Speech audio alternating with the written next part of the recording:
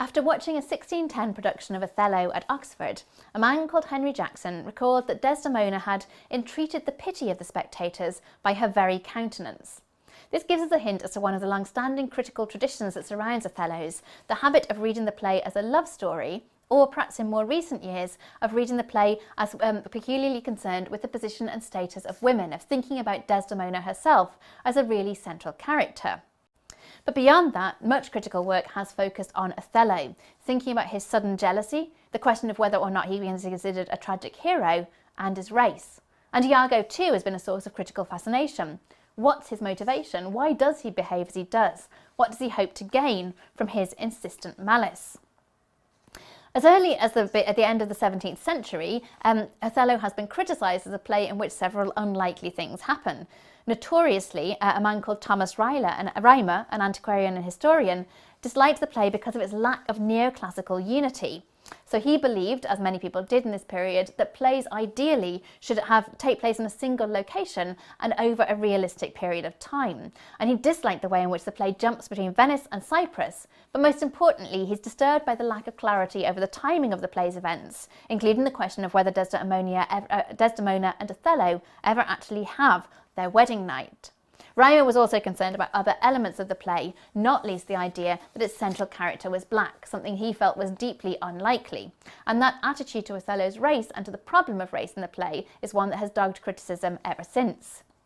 Othello was very popular in the 18th century. The lexicographer Samuel Johnson, for example, applauded the fiery openness of Othello, magnanimous, artless and credulous, boundless in his confidence, ardent in his affection, inflexible in his resolution, and obdurate in his revenge. And there's a real sense in which Johnson is interested in just how well Shakespeare's been able to depict human types. And that too is something that's characterised the criticism, the idea that Othello is characterised by his openness and his credulity, but also the rage of his jealousy, in which Iago demonstrates what Samuel Johnson calls cool malignity, but also what Johnson calls the soft simplicity of Desdemona, an attitude that has been contested in more recent times. Race is obviously a theme of the play as well as the criticism surrounding the play. And an overtly racialised discourse and overt racism grows more pronounced in critical discourse around the play as the period goes on. So at the beginning of the 19th century, the German poet and translator August Wilhelm Schlegel argued that we recognise in Othello the wild nature of that glowing zone which generates the most ravenous beasts of prey and the most deadly poisons, tamed only in appearance by the desire of fame, by foreign laws of honour, and by nobler and milder manners. His jealousy, Othello's jealousy, is not the jealousy of the heart, says Schlegel, which is compatible with the tenderest feeling and adoration of the beloved object. It is of that sensual kind which in burning climes has given birth to the disgraceful confinement of women and many other unnatural usages. And I've included this quotation not because I agree with it in any way, but because it is characteristic of the way in which critics have thought about the problem of race in the play, and the way in which both performers and critics have struggled to think about how they should understand Othello as somebody who is a black or Moorish figure. So Samuel Taylor Coleridge also thought about race, and there is a disturbing racism in his assertion that Othello should be understood not as and I'm not saying the term here, but a word used to describe black people and acceptable in Coleridge's day, but contrasting him with that and saying that he should instead be understood as a high and chivalrous Moorish chief. And Coleridge was especially fascinated by Iago, who he saw as entirely malign and all about the operations of the intellect, almost entirely passionless. He describes Iago's final words, famously, as the motive hunting of motiveless malignity. The 19th century belonged in many ways to Desdemona, and there's an early book, the first major study of Shakespeare's female characters, called Shakespeare's Heroines, by a woman called Anna Jameson, who sees Desdemona as displaying at times a transient energy arising from the power of affection, but gentleness gives the prevailing tone to her character. Gentleness in excess, gentleness verging on passivity, gentleness which one not only cannot resent, but cannot resist. And I'll come back to this briefly in a moment, but I think we can say that this view of Desdemona as someone so passive that she almost fades from view even as Jameson is writing about her isn't the view that has been written about and thought about by feminist critics in more recent years. In the early 20th century, a famous critic called A.C. Bradley celebrated Othello as one of Shakespeare's great tragedies. Bradley was famous for character-driven approach. He sees Othello as noble and virtuous, brought low by a malevolent Iago, whilst Desdemona is innocent and intensely loving. But others paid more attention to the rhetorical structures of the play, not reading it like a novel or a character study, but thinking about the way in which language operates and repeats itself, particularly in a famous 1951 essay on honest in Othello by William Empson, which zooms in on that one word, honest, and sees how it changes and shifts throughout the play. The tradition of thinking through character continued with psychoanalytic criticism, but there were interesting ways in which also psychoanalytic criticism moved towards a more nuanced sense of thinking about the homosexual and homosocial dynamics of the play.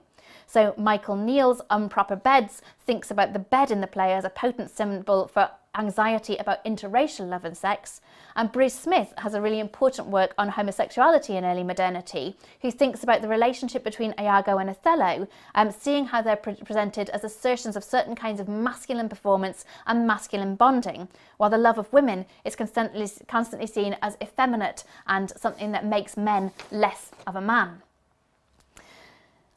Most importantly, perhaps, some of the critics have come from the 1960s onwards to really focus on race as an overt theme rather than something which dogs their own interpretations. That includes Eldred Jones's Othello's Countrymen, the African and English relations drama, and G.K. Hunter's Othello and Colour Prejudice. But really important work has drawn this together with feminist approaches to Shakespeare and to Othello especially. So Stephen Greenblatt and Copelia Kahn have been important in feminist criticism in giving us a Desdemona who is far from passive, but who hungers after Othello and is more easily tarred as adulterous. In a groundbreaking 1987 essay, And Wash the Ethiop White, Femininity and the Monstrous in Othello, Karen Newman argued that Desdemona's love for Othello represents a direct threat to Venice because it shows the threat of freely expressed female desire and also of racial mixing. And the critic Anya Lumba took this further, arguing that the central conflict of the play is neither between white and black alone, nor merely between men and women. It is both a black man and a white woman.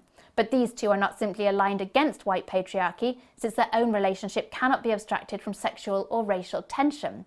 And she asked us to think about the way in which this couple themselves squabble and bicker over their racial difference and start to view one another as marked by markers of racial separateness and racial values. Margot Hendricks and Patricia Parker's edited collection, Women, Race and Writing in the Early Modern Period, was explosive when it was published in 1994, demanding that scholars tackle the intersections of race and gender head-on. And Joyce Green MacDonald took ideas about race in a new direction in a very powerful example of performance history, where she explored the changing politics of blackface at a moment in history when, she says, playing race became a deadly serious kind of cultural work. So throughout the 2000s, Othello criticism has continued to embrace these themes, but also, importantly, criticism has thought carefully about the intersections with Islam that are demonstrated in the play, and that includes a great book by Daniel Vickers called Turning Turk. Othello takes part in stereotypes about Muslim men as despotic, lustful and emotionally undisciplined. And the play plays with the tension between Othello seeing himself as a Christianized Venetian and seeing himself as an Islamic Moor, as something that culminates in the tragic final scenes of the play. For Emily Bartels, on the other hand, in an important article on Speaking of the Moor, Othello is a text that doesn't give us a firm steer on who Othello is or where he comes from. Moorishness in Bartels' reading is not a specific marker of racial or cultural difference, but it's a way of thinking about cultural indeterminacy, the difficulty of pinning down who exactly Othello is or where he comes from.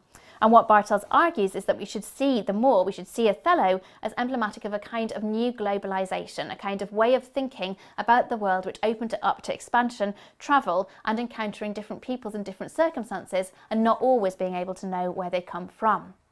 And that's some of the most important recent criticism in Othello, but it's also been interesting to see the way in which it has been adapted and taken in new directions. And that's something we can only hope will continue in the coming years.